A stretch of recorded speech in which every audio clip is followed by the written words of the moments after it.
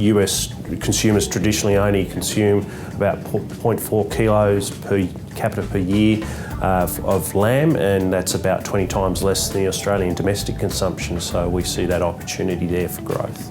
There's a couple of key issues that we're watching, and one of the key issues is there's a proposal before the US House and Senate to look at what they call a border adjustment tax plan, which means basically a tax on imports from all countries on all imports. That's the proposal at the moment, so we're keeping a close eye on that.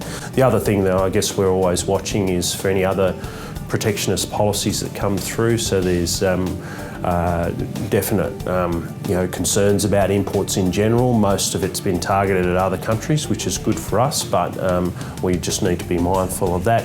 And lastly, there's the other competitors in the market. So our major competitor at the moment is New Zealand from the import side of things. And of course, we are also looking at other entrants into the market. Uruguay is looking for expanded access into the US, so we'll be keeping a close eye on that.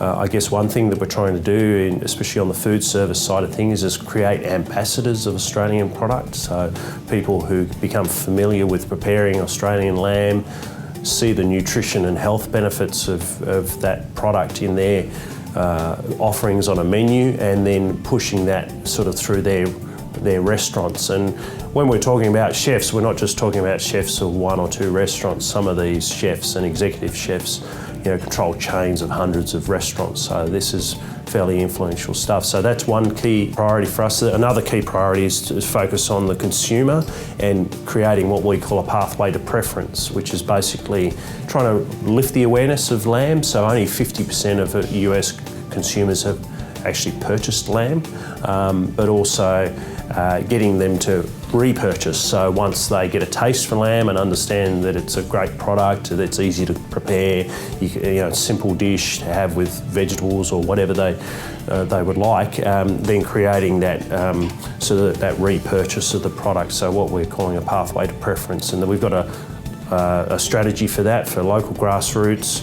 moving through digital media through to a bit more of a national but still a targeted campaign. One of the key things about the US market is, particularly amongst the millennials, there's a real desire to try things different, new spices and those sorts of things. So a lot of the rise in North African and Mediterranean cuisine. So those sorts of things we're trying to promote.